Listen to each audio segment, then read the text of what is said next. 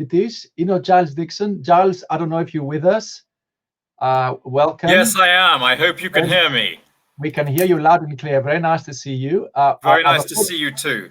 I'll have to switch to Greek because our audience is Greek mostly. Of course. No. Yes. So when in Rome, we do of course. So, ευχαριστώ πάρα πολύ τον Giles Dickson για την υπομονή του. Ο Giles είναι πρόεδρος της CEO της WindEurope, που είναι η συνολική, ας το πούμε, ένωση των βιομηχανιών αιωλικής ενέργειας στην Ευρώπη και έχει τεράστια εμπειρία στο χώρο. Είναι στη θέση αυτή το 2015 και ελπίζω να μας πει για τις ευρωπαϊκές εμπειρίες. Giles, the floor is yours. Thank you. Thank you very much indeed. Good afternoon, ladies and gentlemen. It's a great pleasure to be able to talk to you today, and many congratulations to the Hellenic Wind Energy Association for organizing this excellent event. It's a pleasure to be taking part. I am going to go straight into hard finance issues, and I'm going to talk about how we minimize the costs of finance. Now, the most popular model across Europe for minimizing the costs of finance of offshore wind today are the contracts for difference. This is how they work. You're familiar with the system. The government runs an auction. The developers bid in with their strike price. This is the red line that you see here. Let's assume you win the auction at, let us assume, 50 euros a megawatt hour. There it is on the y-axis, 50 euros. That's your guaranteed revenue for the first 15 years of the project. When the market price is lower than 50 euros, the government pays you the difference. When it's higher than 50 euros, you pay back the difference to the government. That is the two-sided contract for difference. And of course, the sliding feed-in premium model that already applies in Greece is very similar in principle to this model. Now, there are other models. In the Netherlands, for example, the deal is that, yes, there is an auction, but it is a qualitative, not a quantitative auction. And if you are selected, then that is your revenue, the wholesale electricity price. So let's assume you've won a CFD auction. Let's assume you've won a Dutch auction. You go to the banks and you ask them to lend you money to cover the very large capital investment that you need to make in order to build your offshore wind farm. Let's assume you're the bank looking at the winner of a CFD auction. He likes what he sees. He sees 15 years of very stable, guaranteed revenues, and he is ready to lend lots of project finance debt to your project. He's happy that 80% of your finance should come from the debt that he is going to lend to you, perhaps with other banks. If he looks at the second project and he sees only the revenue coming from the variable, some might say volatile, wholesale electricity market price, he is much less happy. He will lend much less debt, only 25% probably. Then you'll need 75% equity as opposed to the 20% equity only that you'll need if you've got a CFD. So your financing costs under the second option will be much, much higher because you're having to put in much more equity than debt. It's more expensive. And the small amount of debt you do have from the banks, 25%, will be at much higher rates of interest. What does this mean for the total lifetime costs of electricity from your wind farm? Well, if you've got a CFD, you can expect to be getting 50 euros a megawatt hour lifetime LCOE because your financing costs are manageable. If you've got the second model, your financing costs are very large indeed, and that will have a huge impact on your lifetime LCOE of the project. And of course, you have to pass those costs on to the consumer, to the taxpayer. Offshore wind becomes much more expensive for society as a whole. So these are the detailed figures that show how the total lifetime LCOE differs between the project that has the two-sided CFD and the project that is completely merchant. And we'll be sharing this with you after the event, of course. Now, this is how auction prices for offshore wind have evolved in the last 7 years in Europe. You all know this story. It has been a spectacular story.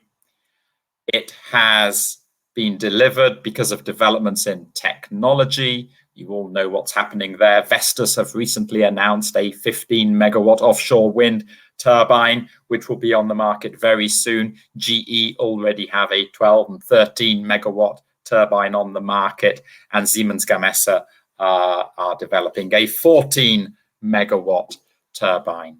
At the same time, of course, you have governments running auctions, which have created a competitive dynamic, which have driven down the bidding prices. Now, what is the model? And we've touched on some of this already, for who is responsible for what when they are developing an offshore wind farm. The blue here covers those things that the government bodies, whether it's the ministry or the permitting authority, are responsible for in different countries. The red is what the developer is responsible for, and the green is what the transmission system operator is responsible for. And the key point to make here is that all of these models work.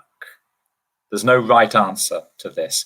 But if in Greece you were to decide to go for the option of the transmission system operator being responsible for developing the grid connection and owning the grid connection between the coast and the offshore wind farm, and you were to say to WindEurope, is that a sensible model? We would say, yes, it is. That model works.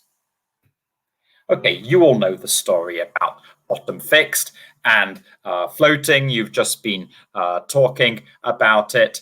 The red areas are the only areas in Europe where we can do bottom fixed offshore wind. That's the sea up to 50 meters deep.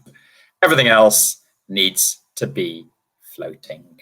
Now, the good news on floating, as you know, is that it is rapidly coming of age. Europe today has around 60 megawatts of floating offshore wind farms. You have Hywind Scotland here, the Equinor project, and Windfloat Atlantic in Portugal, both in operation, both delivering very high capacity factors of 60% or more. By the end of next year, Europe will have over 300 megawatts of floating offshore wind farms that are in operation. So France is developing 4 pilot-sized projects with government financial support. Norway, again, Equinor are developing this power-to-platform project, Hywind Tampen, which is very interesting because there'll be 11 floating turbines located alongside oil and gas rigs, and they'll be providing the electricity to power the water injection, substituting for the gas machines that are powering the water injection on the rigs today. The UK is building another large project, more developments in Portugal. Now, in the 8 following years, we then start to see the very big floating offshore wind farms. France will run an auction this year for a large floating offshore wind farm. They have identified the site already off the coast of Brittany, and that is going to happen, and they plan to run more auctions in subsequent years. Norway has identified 2 large zones for the development of very large floating offshore wind farms. The UK will be doing more. Spain will have a project in the Canary Islands. Portugal want to do more. I very much hope, ladies and gentlemen, that in a few years' time, we will be adding a Greek flag to this right-hand bar that you see before you, because we believe very strongly in your potential. We are very impressed at the approach that you are all taking in the government and in the industry and the regulatory authorities.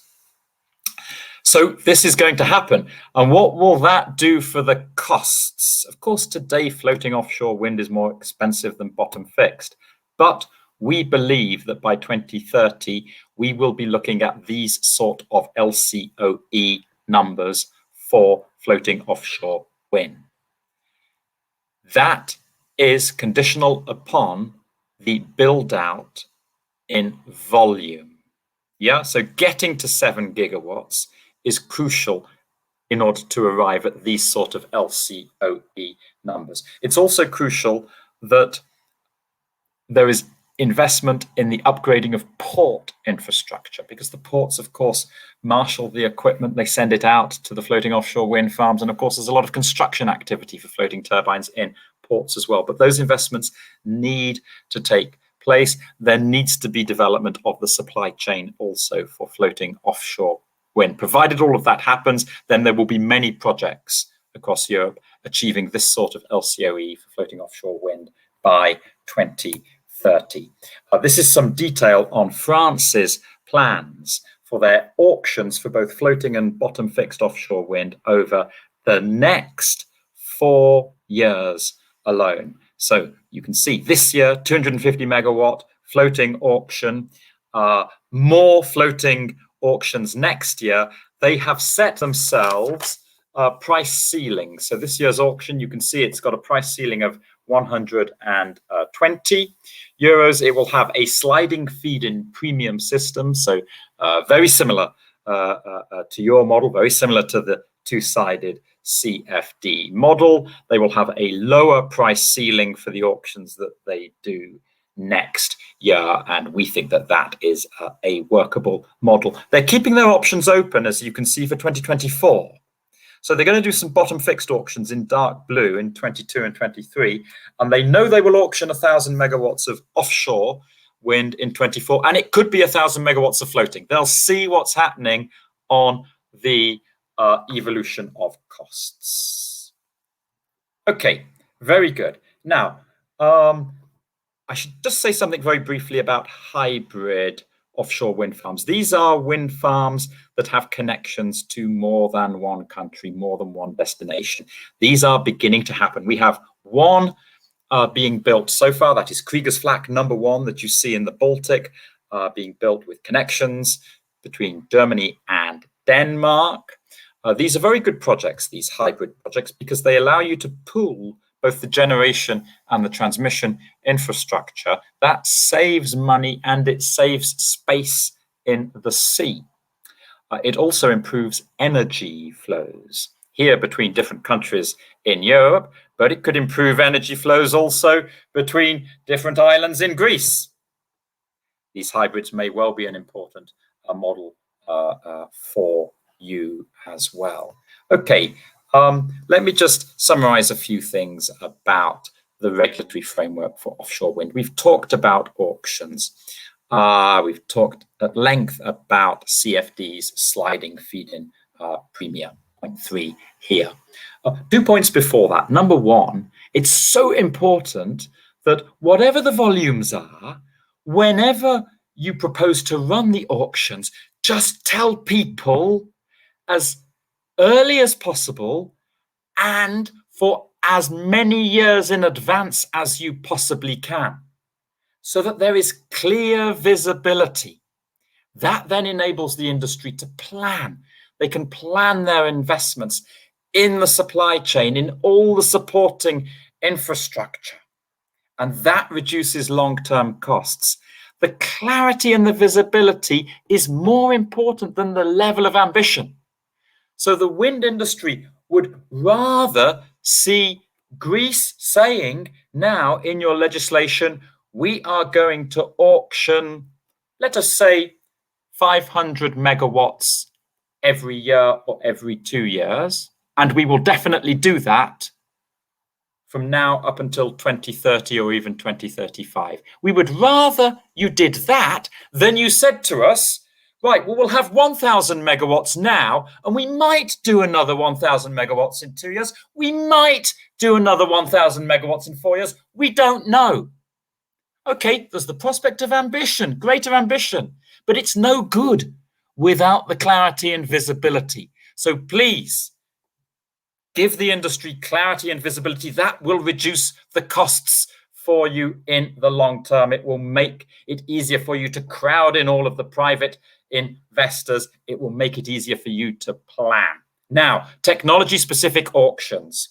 We still hear some people say that the European Commission, notably DG Competition, do not like technology-specific auctions. They want countries to auction renewables in technology-neutral auctions. That is wrong.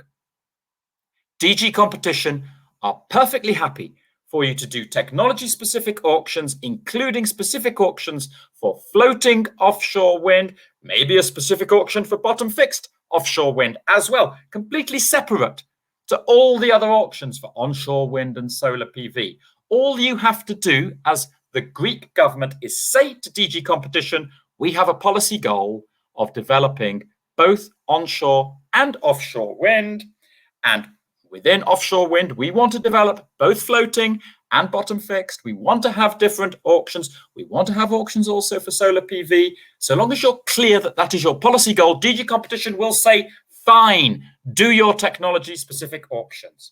Point 4, so important to have a one-stop shop for permitting. The countries that have been most successful in the development of offshore wind in Northwest Europe have had a one-stop shop. One government authority or agency that is responsible for all the permits for an offshore wind farm. The grid development we've talked about already, and happy coexistence, extremely important. It is not too soon to start talking to the fishing industry and to fishing communities, to start talking to the military, to the environmental NGOs about your plans for offshore wind, because you need to carry all of those people with you. We work very hard on all of this in WindEurope. We've just signed an MOU with all of Europe's leading biodiversity NGOs on a safe and sustainable way to build out offshore wind in Europe. And on the back of that MOU, we're now going to be developing protocols with these NGOs, very detailed protocols on the do's and don'ts of how you pile turbines into the seabed, how you identify your zones, bearing in mind all the biodiversity interests. And we look forward to sharing those detailed protocols with you. We also have an aviation platform in WindEurope where we talk to civil and military aviation authorities about all the issues around the happy coexistence of offshore wind farms with air forces and with civil aviation. And there are issues there around radar installations, around low altitude training, and so on. All of these factors one needs to take into account. With the fishing communities, we're quite happy for passive and pelagic fishing to take place inside offshore wind farms. It's okay. It's okay. The fish stocks are actually quite good because of the mollusks on the foundations and structures. Only 2 countries today allow any form of fishing in offshore wind farms in Europe. That's the UK and Denmark. Others are going to start allowing it. And it helps with the happy coexistence with fishing communities. And of course, coastal communities, communities that have thrived in the past on the fishing and shipping and shipbuilding industries, they're all doing very well as a result of offshore wind. And there are many examples of small and medium-sized towns in coastal areas around the North Sea, the Baltic Sea, that are booming economically now, thanks to the investments that offshore wind is bringing. Just a few final points, if I may, to close. What about this UK seabed leasing auction that they ran recently? What does WindEurope think of that? Well, we do not think it was a very good design for the auction. We think it was wrong, that they were requiring developers to pay for option fees. That's money that they'll be required to pay now for the period while they're developing the offshore wind farm before they've finished building it and it's earning any revenue for them. It was also wrong that they didn't put enough capacity. It was only 8 gigawatts up for auction, and they want to build another 30 gigawatts over the next 10 years. So there were too many bidders chasing too little capacity, and they shouldn't have had to be paying for these option fees to cover the period during the development. It's fine to pay a seabed lease fee once you've built the wind farm, but it's wrong to require developers to pay that whilst they're still developing the wind farm. There was a frenzy in the bidding. You've seen the prices. They were huge. And I'm afraid those costs will have to be passed on to consumers. And there are people out there saying this could easily add £20 per megawatt hour to the prices at which the developers may be bidding into the next CFD auctions with, as and when the UK government runs CFD auctions for these particular sites. So do not follow that UK model. It's fine to ask the developers to pay lease fees once they've built the offshore wind farm, but do not be tempted to try and secure additional revenue for the development period, because that just adds to costs, which will then need to be passed on to consumers. In terms of how do you identify zones, we know you have this preference for the centralized model. We understand that. Fine. If the government identifies areas, opens them up for offshore wind development, and then invites developers to submit applications, maybe on a first-come, first-served basis, or setting out what the costs will be for their pre-feasibility studies and the seabed surveys that they need to carry out that pre-development activity. And then just run the one auction, namely the CFD, the sliding feed-in premium auction, when you and the developers are ready to do that. The EBRD and the EIB will have a key role to play, of course, in financing projects, in also helping to finance the local banks in Greece to support projects as well. And maybe there's a role for them to play in guaranteeing the CFDs or the feed-in premia that the government offers. The seabed right should be offered for as many years as possible, at least 30 years, maybe up to 60. And I think those are all the key points of advice that we would wish to share with you, based on the experience that we have so far in developing offshore wind in the rest of Europe. We look forward very much to continuing to work with you all. We're very excited about your plans. The members of WindEurope are champing at the bit, if you will forgive that English horse racing expression, to roll up their sleeves and really start working on this with you all. Thank you very much. Giles, thank you. That was fantastic. I look forward in 10 years' time meeting for a conference on some Aegean substation, in July, hopefully, for work. But let me ask two small questions, since you mentioned something very important about the competition, the contracts for difference competition. So in Britain, as we saw, the frenzy, as you described it, essentially we have two competitions. One at the beginning about the license fee, and we had something like 200 million per year to rent the space, which is ridiculous. Yeah. And then a sort of competition which is dedicated to offshore wind. So it is technology specific. So the same people who pay 200 million are then going to compete amongst each other at the second stage. So you can see how the bidding basically will be very high at that stage. Yeah. Are you saying that Greece, which now starts from a completely blank slate, there's no precedent, so we start from scratch? Are you saying that the auction for contracts for difference should be at the very beginning or at the middle, so after the stage of preliminary zone exploration, identification, and development? It's in the middle, isn't it? You should have it as late as possible. Yeah. Okay. First, you consent the areas, you permit the projects. Yeah, you go through the process of the government opening up the zones, getting the expressions of interest, the applications from the developers, as I say, on a first-come, first-served basis, or with the developers setting out the costs for all the seabed surveys and feasibility studies that they need to do. All of that happens. The consent is acquired. The developers get the permits, and then and only then should you run the CFD auction. Yeah. And now I have a very tricky question, which you don't have to answer. I haven't warned you about it because it only occurred to me as the speakers were speaking this morning. we need land or space in the sea. We need an exclusive economic zone in the Aegean, or we need more than 6 nautical miles territorial waters. Yeah. The neighbor to the east Yeah. seems to be objecting to all of these. Do you have a view about exclusive economic zone and development? Because I mean, the environmental benefits for the Aegean and for European waters.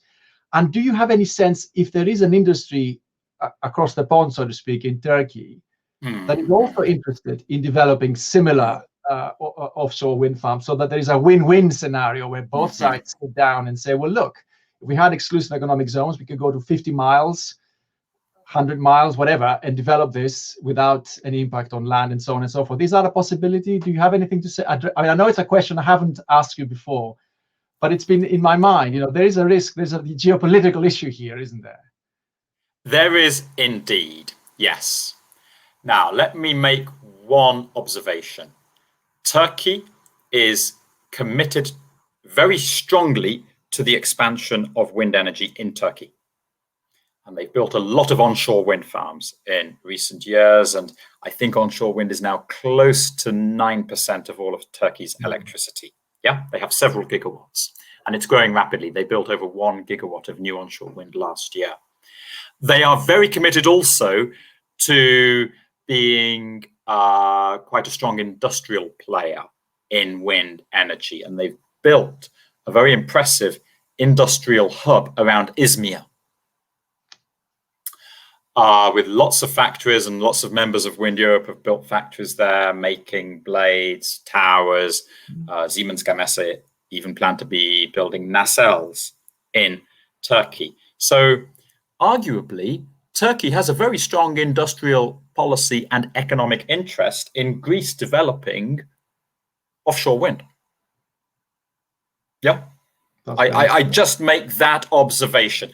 I'm not qualified or competent to talk about the geopolitical aspects of EEZs. I know there are many, many issues at play there, yes, and I don't think it would be appropriate for me to comment. Turkey has also got an interest in developing its own offshore wind. They tried doing an auction 3 years ago and it didn't work because they were trying to do it too soon. Yeah, I mean, they hadn't done all of these first steps that we've just been talking about. Yeah, and the industry didn't bid in because it just didn't seem very credible at the time. And I think the Turkish government accepted they'd probably moved a bit too soon. But they are keen to go back and to try and do it. And I think they have identified some zones south of Anatolia and also in the Black Sea. Yeah, and of course, Romania and Bulgaria are also interested in developing offshore wind in the Black Sea.